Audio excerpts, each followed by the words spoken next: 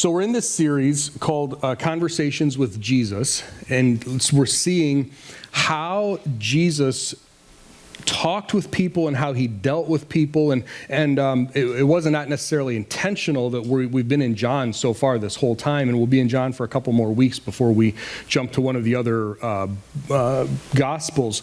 But today we're in John chapter 8. And if you open your Bible or your tablet or your app or whatever, I know I have it up here, but that you should be following along in some way so that you can see it. Maybe you have a different translation and you can see the differences, and that's fine.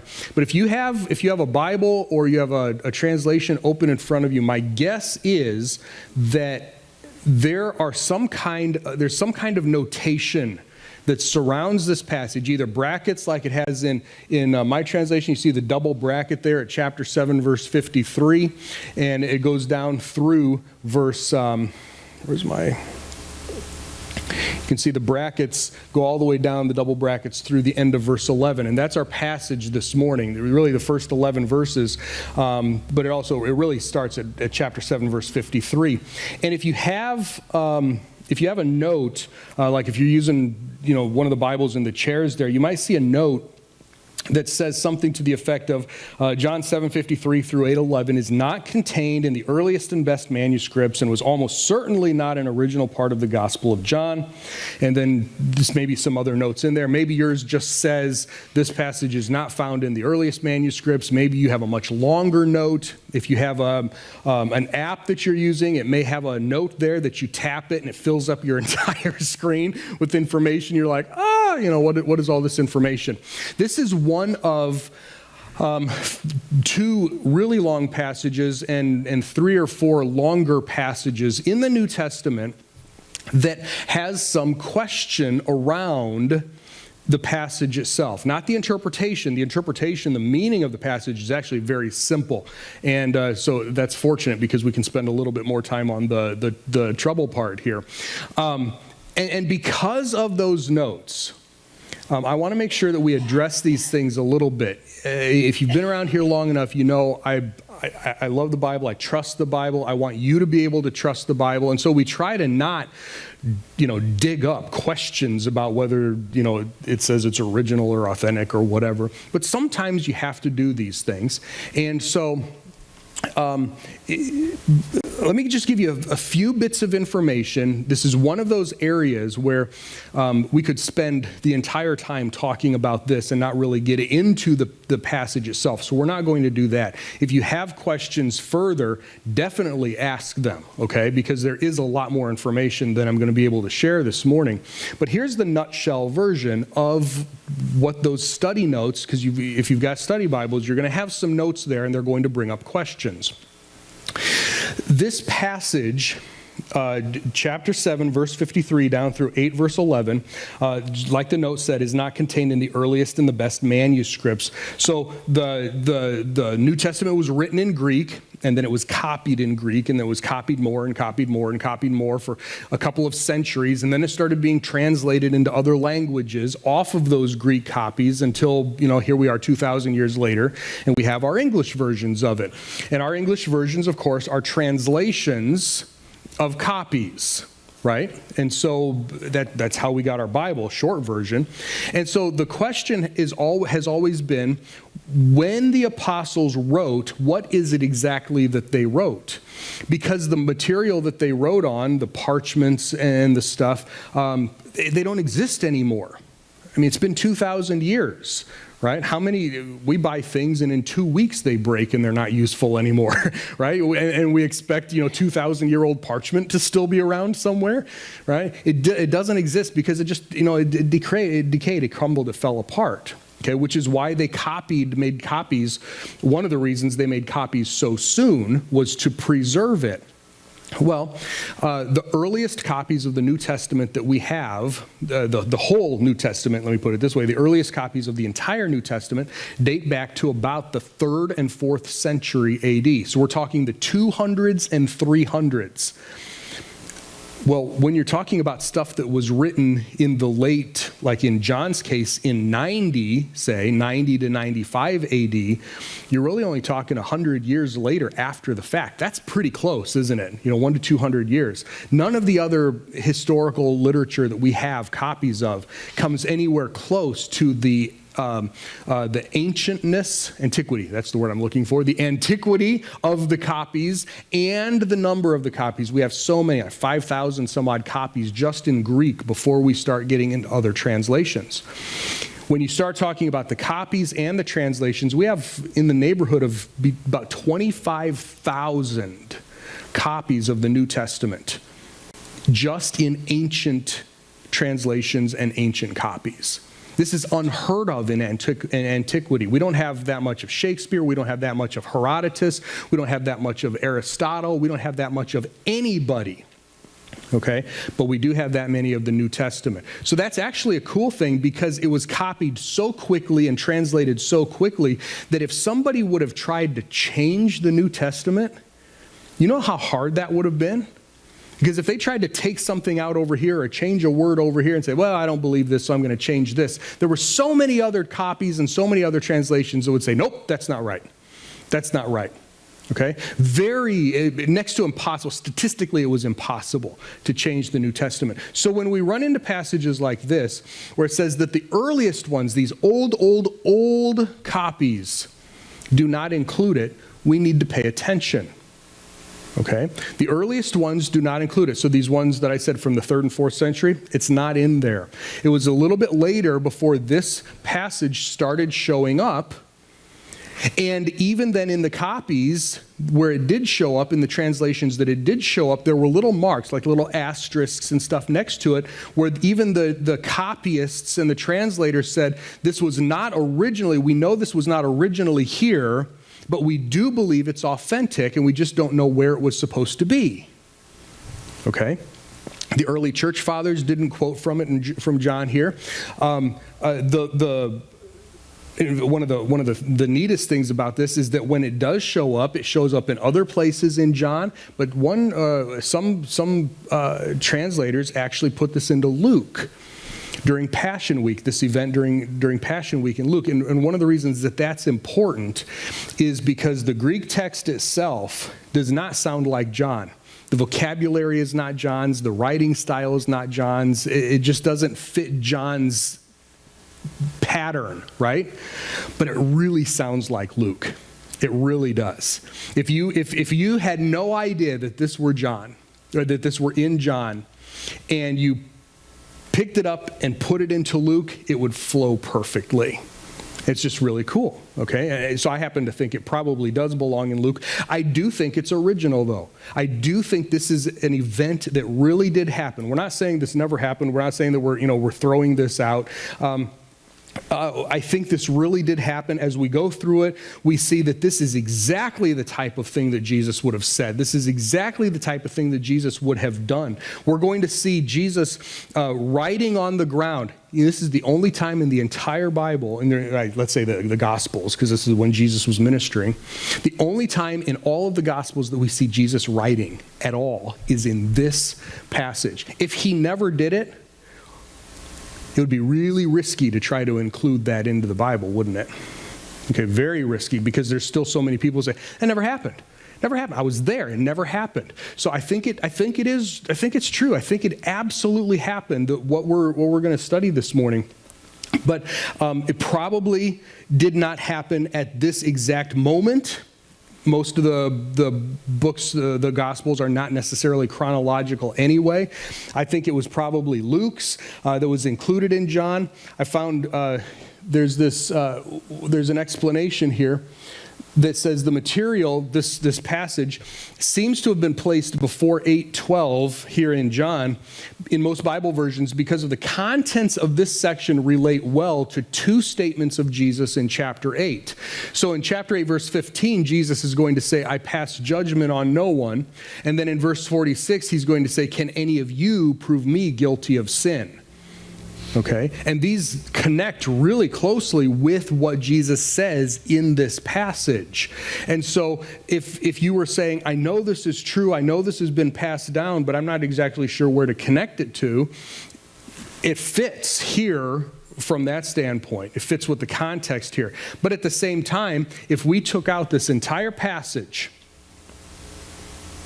and we read in chapter 7 down through verse 52, and then we picked up in chapter 8, verse 12, the story flows perfectly. Okay? It doesn't need this passage in there, but the fact that it's there does not detract from it. Okay? I think this is a great illustration, not an illustration, I think this is a great authentication or a great proof of the inspiration of the text, because this is one of those areas where it very easily could have been lost altogether. But God chose to preserve it. Even if today we're putting double brackets around it and notes in our study Bibles, God chose to preserve it. And I think that's really cool. So that was more information than some of you wanted, and less information than others of you wanted. So we're just going to go ahead and move on. Remember, the flow of what we're doing here is we're looking at these conversations that Jesus had with individual people, not the masses, not the group people, but the individuals.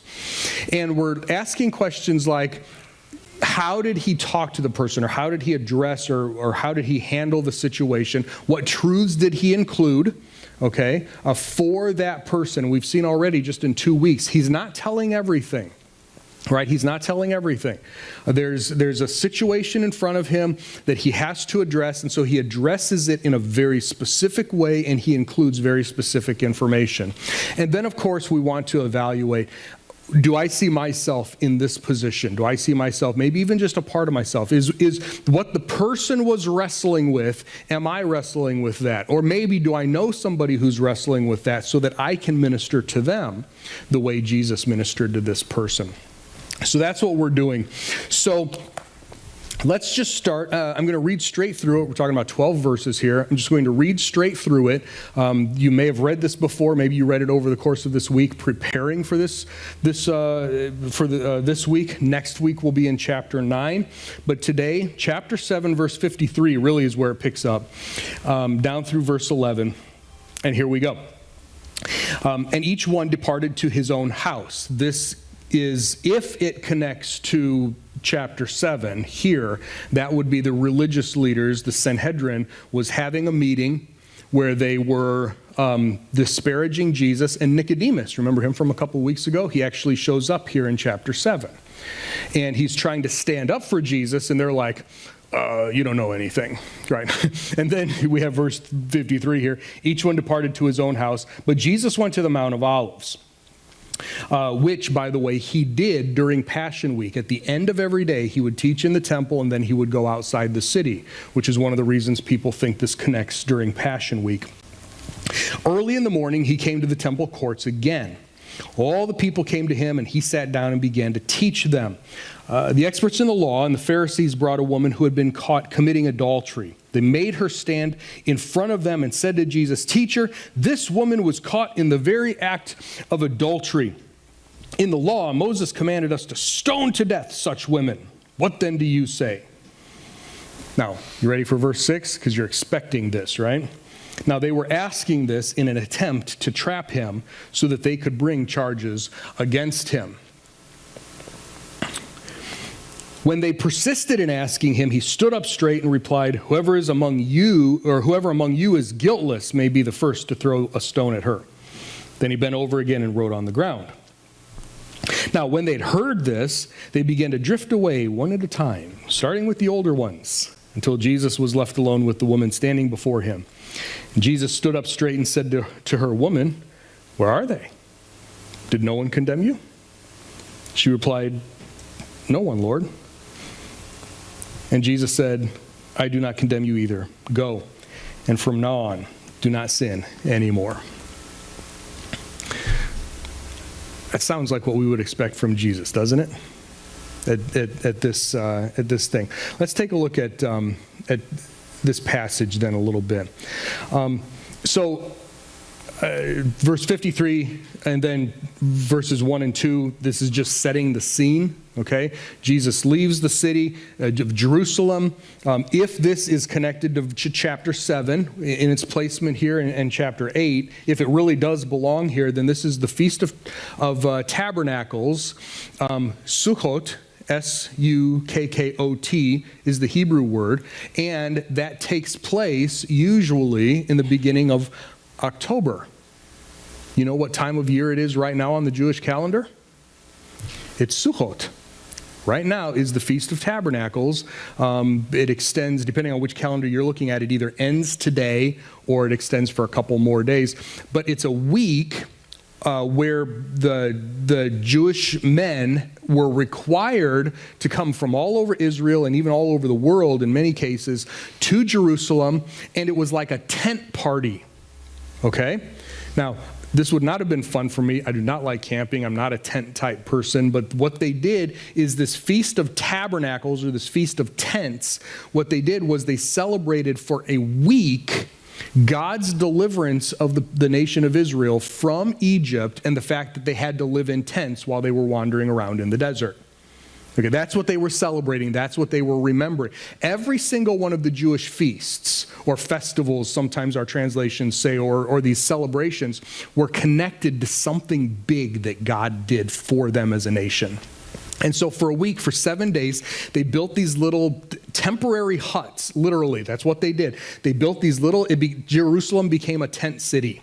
Okay, and the surrounding area became this tent city, and they would have all these little tents or these little huts, and they would live in them for 7 days, celebrate the remembrance of God's deliverance of them from Egypt and how he preserved them in the wilderness, and then they'd go back home. So if you like camping, this would have been perfect for you. You get to camp out for a week and then, go back home. So that's what chapter 7 is about. And some people see that in chapter 8 as well, as they are connecting together. If that's what's going on, now think about this. Do you really find it surprising that there would be any kind of adultery going on during a week-long tent city around Jerusalem? Would that surprise anyone to find out that there's any misconduct going on at all? What's that? Festival behavior, right? Yeah, so you can think Woodstock, you can think Mardi Gras, right? You got Mardi Gras, if you've got all of these people coming in from all over Israel and even outside of Israel and converging and living in tents. And by the way, it was not usually all of the families, it was only the men who were required to come to Jerusalem. Sometimes they brought their families, sometimes they didn't. But only the men were required to come to Jerusalem. So think of Mardi Gras, think of Las Vegas, think of different places where you show up for a party. What do you expect to go? Not expect, you understand, but what's going to go on when sinful people get together and the men are not at home? Does this account right here surprise anybody that this could have happened? It shouldn't, not in the least. Okay? I'm not condoning it. Let's not get the wrong idea. I'm not saying it should happen. I'm saying we shouldn't be surprised that it does happen or that it did happen. It was not just a prayer meeting. This was a party. It was called a feast. It was called a festival. Okay? There was partying going on for 7 days, and I've got my own little tent over here, and my family's back at home. That's what was going on here. Okay? That was the festival or the Feast of Tabernacles. And so, Jesus came back into the temple and the people were in the temple, big crowds, by the way. That means there was a lot of people here. And so, verse 3, the experts in the law, the Pharisees, brought a woman who had been caught committing adultery, and they put her in front of him. They made her stand in front of them. It said, Jesus and the people around. They said to Jesus, "Teacher, this woman was caught in the very act of adultery. In the law, Moses commanded us to stone to death such women. What do you say?" Now, first of all, Moses did not say to stone to death such women. We should probably look to see what Moses said, don't you think? This is one of the big things, is we want to make sure that we're not misquoting. So if we go to Leviticus chapter 20, verse 10, what does it say? If a man commits adultery with his neighbor's wife, what is supposed to happen? Leviticus 20:10. Who is supposed to be put to death? Both the adulterer and the adulteress must be put to death. Okay? Does it say anything about stoning them? No. Okay? Well, maybe that's not the only place. Let's go to Deuteronomy 22. If a man is caught having sexual relations with a married woman, what's it say? Yes, to be president. Nice. Fortunately, there were no presidents back then. What's it say? Both the man who had the relations with the woman and the woman herself must die. Does Moses say such women must be stoned to death? What does he say? Number one, it says that they must die. Number two, it's supposed to be both of them. Both of them, not just such women. Now, if you go down just a couple of verses, there is one specific case, verse 23, if a virgin is engaged to a man and another man meets her in the city and has sexual relations with her, you must bring the two of them to the gate of that city and stone them to death. This was in a very specific case. They were engaged but not married yet, and she cheated on her fiance because of the way that they viewed marriage at that point. That was the only time in the entire law that it says that stoning to death was the appropriate response. The other time didn't say that. And again, who was supposed to be included in this? Both of them. So how do we get back to, let's go back to John 8. What did they say? In the law, Moses commanded us to stone such women, such type, to stone her. The Greek, this says to stone these type of women. That's what they said. They brought this woman, put her before Jesus, and said, these type of women. Moses commanded us to stone her to death. But that's not what Moses said, was it? So the first thing, already, we have the misquoting Scripture. Right? We don't even have to get to verse 6 where it says that they were trying to trap him. We know that they're trying to trap him. This is their MO. This is what they do. All the way through Matthew, Mark, Luke, and John, the religious leaders are trying to get Jesus to do something that will discredit him with the people or discredit him with Rome so that Rome will kill him. Right? If Jesus tries to set up a kingdom in Israel, Rome will wipe him out because they don't care who you worship, but you don't get to set up your own little kingdom in our empire, right? So if Jesus had sided with Moses, in this case, Moses commanded us to do this. If Jesus said, well, if Moses said it, then that's exactly what you have to do, where would the discredit have come in? What would have happened?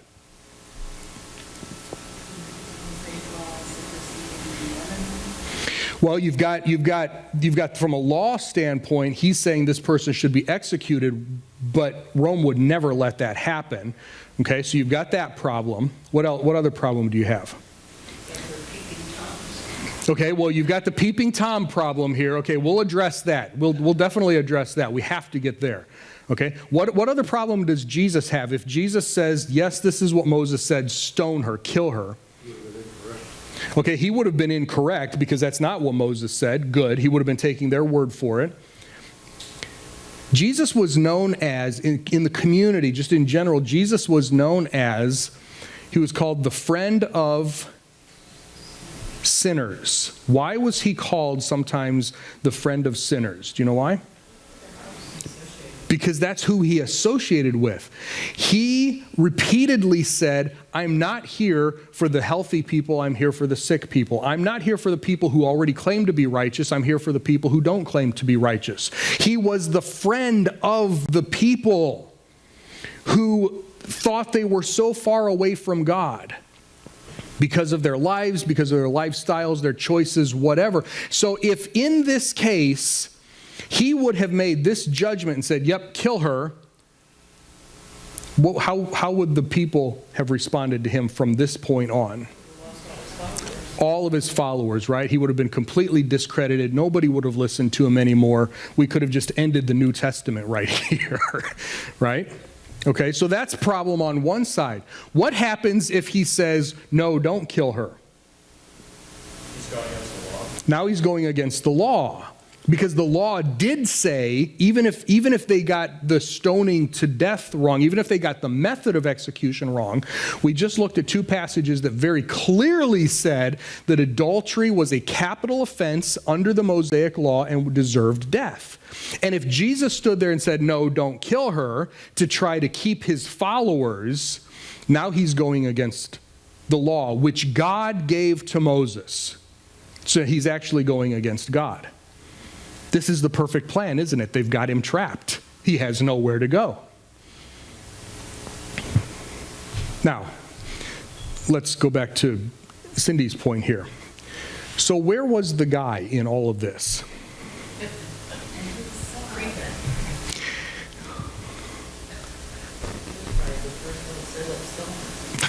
Could have been.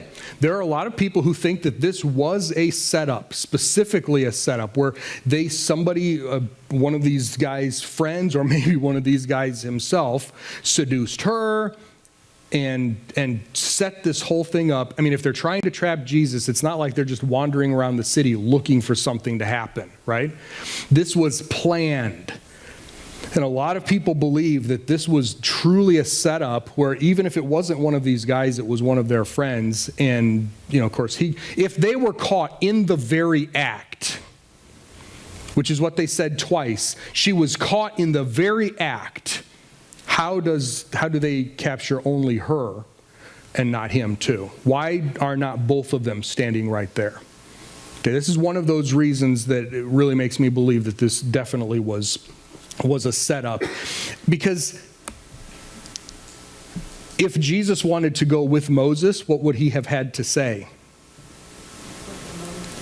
Get him here too, right? You want to do this? Let's do it right. Get him here too. Whoa, we're going to do that, All right? So, they wanted to trap him. That's fine. So what was Jesus' response? What did Jesus say in response? Absolutely nothing. He said nothing. There's a couple of different ways to look at this, and as I'm reading different commentators over the course of the week, some things popped out that I'd never really thought of. One person said that it was actually common, and we still see this a little bit today. If somebody asks you something and you don't want to answer, what do? Okay, you might walk away, but if you can't walk away, you don't say anything and you try to look busy doing something else, right? Okay, a friend of mine, when I was in Uganda just a couple of weeks ago, he was in my class a couple of years ago, and now he's serving as a discipleship coordinator for the students there. And his name is Alois, and really good guy, great sense of humor. And I really like this guy. And I would see him walking around campus. I'm like, what exactly is it that you do here? Every time I see you, you're walking around, you're looking busy, and I'm like, I don't want to bother him. I say, you carry around this little stack of Post-it notes like you're, doing. It's like every time I see you and I catch your eye contact, you're like, oh, you need to write something down. And you hurry off somewhere. I'm like, what do you do? He's like, I just write on Post-it notes. That's all I do. The writing is one of the things that we do sometimes, right? If we don't want to make eye contact, we don't, sometimes maybe you just draw on the ground with a stick or with your foot or something. Remember, Jesus is sitting in the temple, so he's already sitting down on a stone somewhere probably, right? So it's very easy for him, if he does not want to look up at the woman, look up at the religious leaders, very easy for him to just look down and start to draw. Okay? We don't know what he wrote. I have an entire section of my notes here speculating what he wrote, and I'll give you some of those, what I think. There's absolutely nothing in here that tells us what he wrote. One commentator, which I never thought of because it says he wrote, all of our translations say that he wrote on the ground. He's in the temple. What's the floor of the temple? Stone. Okay, so it may not have been anything that anybody could read anyway. There was definitely dust, but as far as actually writing something, who knows? Who knows? But one guy said, and this just caught me off guard, that maybe the reason that Jesus didn't do this was because he felt more embarrassed and ashamed for this whole situation than anybody else there. Can you imagine if you were in this crowd and all of a sudden these, in their fancy dress, these religious leaders come up and they're dragging this woman with them and stand her there and say, "We just caught her in the very act of adultery. What are you going to do about it?" Which of us are not going to be embarrassed for her, right? And it could be that Jesus is like, I'm just not dealing with this today. This is what an embarrassment to the religious community, what an embarrassment to the system, what an embarrassment to this woman, what an embarrassment to just everybody. This is just a bad situation. Well, and they got it wrong on top of it, right? But just the whole thing is just bad. And one commentator just said, I think Jesus was just embarrassed for the whole thing. He felt embarrassment for her. Have you ever felt embarrassment for somebody else? You felt so bad because of what they were going through. Why couldn't Jesus do the same thing? And so he just wrote or drew or something in the ground. But they would not let him go. They would not let him do that. It says in verse 7, when they persisted in asking him. They persisted. They kept asking him over and over and over and over. They were badgering him. Come on, give us an answer. Come on. What do you think? Why are you writing? You don't get to... Whatever they said, they kept pushing this. And he wouldn't answer, and he wouldn't answer, and he was writing. Finally, he stood up straight, and he replied, "Whoever among you is guiltless may be the first to throw the stone at her." Or maybe your translation a little bit more strictly says, "Let him throw the first stone," or make him throw the first stone. And then he bent over again and wrote on the ground. Now, listen to what he did not say. He did not say, "She is not guilty." Right? He didn't just let her off. He didn't say, "Oh, she's not guilty, let her go." It's not in there. What did he say? Come on, we have to wrestle with this. We need to take some time. We need to wrestle with what he did. So this is Conversations with Jesus. So what he said sort of matters, right? He put it back on them. Okay, he put it back on them. Why would he put it back on them? What are the chances that none of them had ever had never committed adultery and were deserving of the same accusations? He dared them to hold up the charges. Okay, he put it back on them because there is something. Is any one of these guys guiltless? Right? Some of our translations are going to say sinless. I don't think he means absolute perfection. I mean, he's the only perfect one standing there, right? It's possible that he's talking about if you had never committed this before, then you get to be the one to throw the first stone. That means that there could have been somebody standing there who could have done that, right? Okay, so let's extend it even further. Not to absolute perfection, but...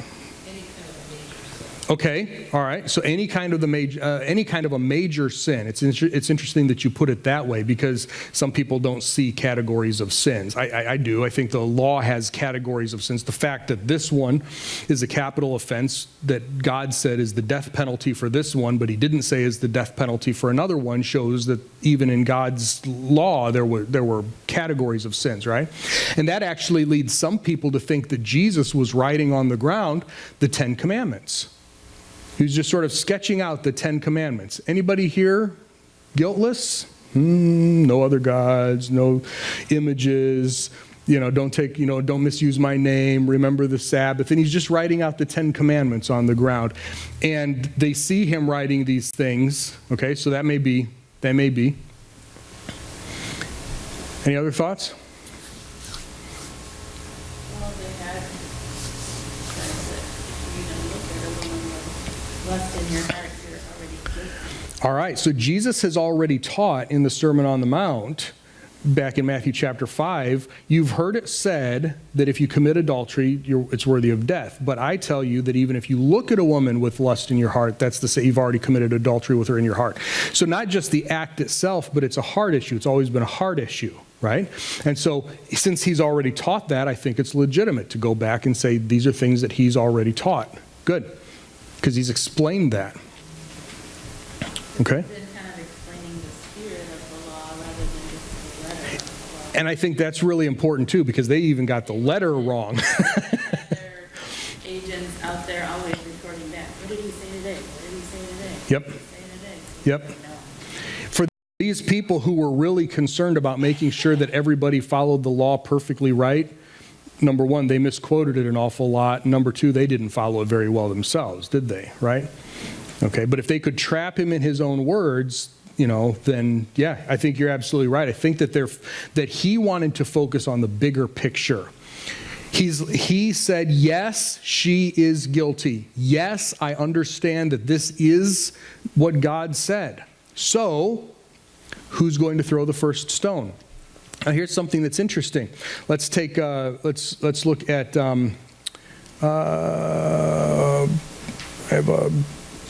there it is.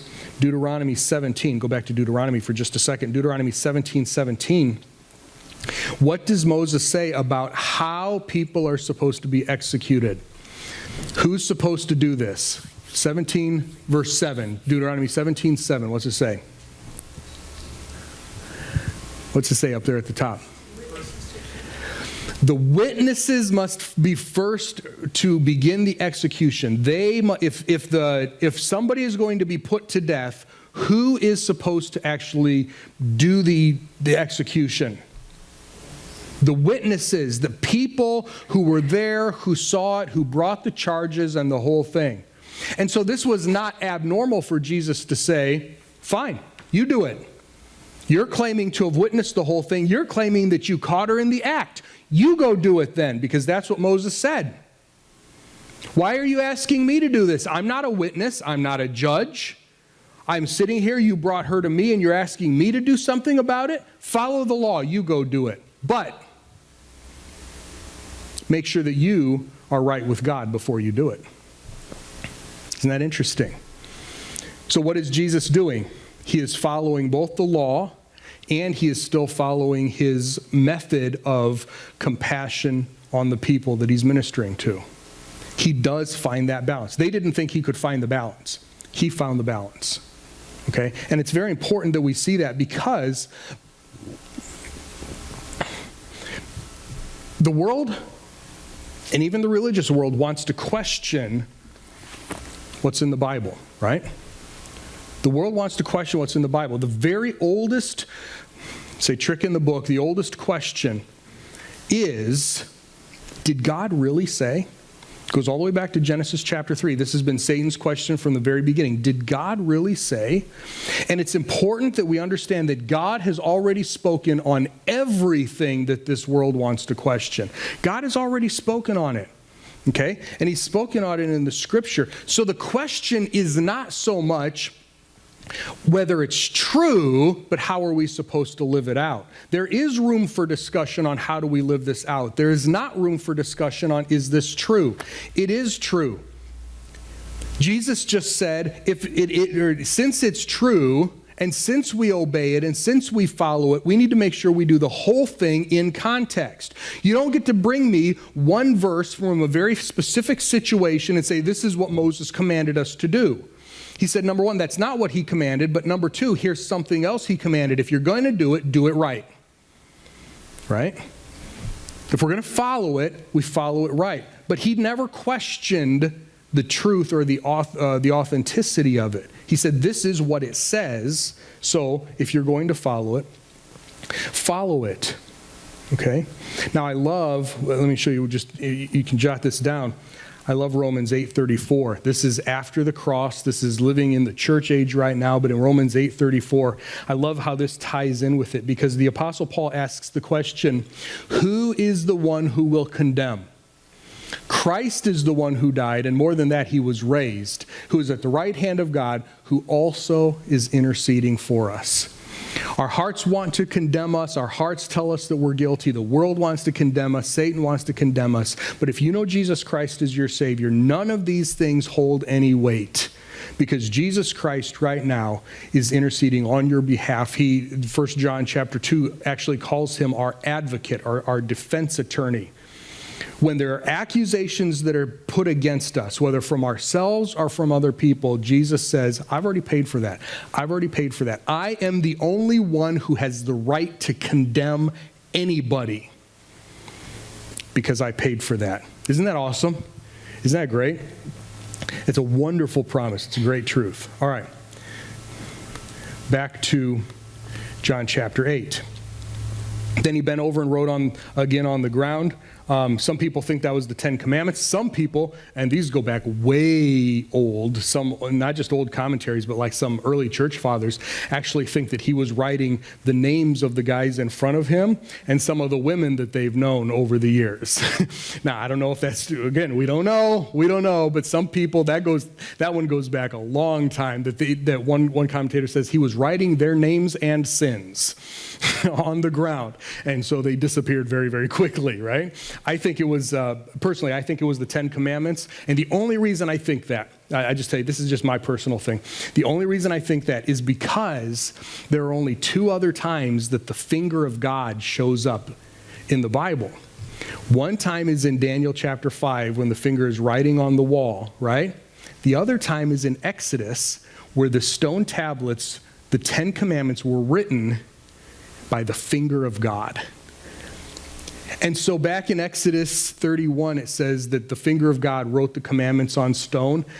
How cool would it have been, and this is just me, right? How cool would it have been for Jesus to use God's finger writing the same Ten Commandments on stone in the temple, not etching them into stone like he did the tablets, but writing them on stone. I just like that picture. I don't know whether it's true or not. I just think that seems really cool. That the same God who 1,500 years earlier had written the Ten Commandments on stone with his finger was doing that again in the temple. That's just a really cool picture to me. Okay, whether it happened or not, I don't know. Maybe it wasn't legible at all. Maybe it was just writing. The Greek word here for writing is sort of a unique word. It's not the normal word for writing. It means to write against. So that's why some people think that there's some kind of condemnation built in. He was writing against them. It's not just a regular word for write. Anyway, now verse 9. Let's finish this up. When they heard this, what he said, it doesn't say when they saw what he wrote, so we have to be careful there. When they heard what he said, they began to drift away one at a time, starting with the older ones until Jesus was left alone with the woman standing before him. In some copies, the ancient copies, the manuscripts that I was talking about, there is the phrase, when they heard this, because of their conscience, they began to drift away. They began to leave. Okay, that phrase, by their conscience, something in their conscience because of what he said or because of what he wrote. And even if the word conscience is not in all of our translations or all of our copies, I mean, it's obvious that was what was going on, right? Something was in their hearts, and they're like, yeah, I don't think I really want to take this any further. Because next time he stands up and says something, it might actually be against me, right? Whatever. So they started to drift away, and it says that the eldest went first. Maybe wisdom does come with age, right? Maybe a longer list of sins comes with age. That's right. I've got more things, There was one commentator who's like, well, the younger ones just deferred to the older ones out of respect. I don't think so. I don't think they were talking to each other saying, who should leave first? I think it's just like, I'll see you guys back at the office. I've got a lunch appointment, sorry, and they just started to leave until Jesus, and Jesus, I love this. He kept eyes down until they were all gone. He did not lock them with his eyes. He did not look at them. He did not stare them down. This was not he let the words that he spoke, maybe that he wrote, and he let their conscience do the work that it's supposed to do. Our consciences are supposed to convict us. That's been the case all the way back from Genesis chapter 3, and it's all the way through until we are glorified and we're not in these bodies anymore. Our conscience, God gave us our conscience to convict us. And Jesus did not drag anything out. He said something, he drew or wrote something, and he just let silence and conscience do its work. And it worked. And he looked up, and they'd all disappeared. And I love the fact that this lady was still standing there. Because while he's looking down, if you're her, what do? You slip off into the crowd too, right? You're gone. Because you don't want to be there anyway. This has been humiliating. This has been embarrassing, the whole thing. But she knew she was guilty. She knew, and she stood there apparently waiting, even if they disappeared, at least waiting for Jesus' conviction. What is your judgment? And he looks up and he says, stood up straight, said to her, "Where are they? Did no one condemn you?" I want to switch a different word there because condemn has some connotations that I don't think are really in play here. Let's use the word convict. Okay? Did no one convict you? This is court being held right here in the street. Did no one convict you? Condemn you to death? She replied, "No one, Lord," or "Sir." And Jesus said, "I do not condemn or convict you either." I don't convict you either. Jesus had no right. Now, humanly speaking, let's just take his deity out of the picture for just a second. He was not a witness. He was not a judge. He was not an elder in the system there. Jesus actually had no right to convict her in that scenario. Okay, he had no legal standing to do that. Now, of course, as God, he could have done that, but he had not in John yet. He has not made his big announcement about his messiahship. He's not done that in John yet. And so he said, "I'm not going to convict you either." Now, notice this though. No condemnation does not necessarily mean no consequence. Jesus didn't say there are no consequences. He just said, "I'm not going to convict you." What are the consequences for this lady here? You tell me, what are the consequences? Everyone's seen it. Oh yeah, everyone knows now. This is public humiliation. Okay? Even if this was, this may have been a one-time fling. Like I said, I think it was set up, but if it was set up, that means it was probably, there was something that they knew she was going to or something, right? So there may have been a history here, something, but this is public humiliation. Everybody who's standing around knows, right? Cindy? Since they wanted to trap him so badly, could they have, paid her to be this person? I guess if it was me, I would be, I didn't do that, I didn't, you Right. want to defend yourself. Yeah. It doesn't say anything. Yeah, it's possible that she was in it she was in the setup and the whole thing, and it wasn't even, she wasn't wrong. It's possible. It's possible that the whole thing was a lie. Yeah, it's very possible. I think I think what Jesus says does not necessarily lean either way. I hadn't thought about that because I always think that, I guess I take them for granted. I take them at their word when they say she was caught in the very act, but it may not have been. It's true. Yeah. Yeah, absolutely. It's always trying to set things up. But Jesus said, "I am not going to convict you. I'm not going to condemn you." But then, look at the second half of what he said. What did he say? Don't sin anymore. Now, did he expect her to be absolutely perfect from here on out? No. But there is when we stand in front of Jesus, life should change, right? When we stand in front of Jesus, life should change. And so assuming that she did actually commit this sin, Jesus did call it sin. He's like, I'm not going to convict you, but there are consequences for this. This is public humiliation. This is everybody knows. This is the whole thing. This is a known issue now, whatever. And it is sin, so stop. Right? I'm not going to throw a stone at you. I'm not going to, in fact, stoning wasn't just a pile of stones. They would take the person to a cliff, throw them off the cliff, and then the witnesses were to throw rocks at them, in many cases, or into a pit and throw rocks at them and cover them. And the goal was to kill them quickly. So they were throwing them at their chest first and at their head, trying to kill them quickly if the fall did not kill them. It was supposed to be a very graphic thing. They wanted it to be a graphic thing because part of the verse that we didn't read, God said, and so purge this evil from Israel. It was supposed to be a very graphic thing. Jesus said, I'm not going to do that. But because of this encounter, I want you to go and sin no more. Warren Wiersbe has this great quote in his commentary. He said, for Jesus to forgive this woman, assuming she was truly in sin, for Jesus to forgive this woman meant that one day he had to die for her sins. For him to stand there, and he did not use the word in the text, he did not use the word forgive, but in order to let her off or forgive, required him dying at some point, didn't it? So even if her forgiveness was free, it was not free all the way across the board. Forgiveness is free, but it's not cheap. All forgiveness is because of the cross of Christ. And so, as we wrap up, then how did he talk to this woman? She didn't have very many words, did she? In the Greek text, she had 2 words. No one is one word, and Lord or Sir is a second word. That's it. She said 2 words in this whole thing. How did he talk to her? How did he address her? He did not unjustly accuse her. He didn't know the situation. He did not bring her to trial. He did not accuse her unjustly.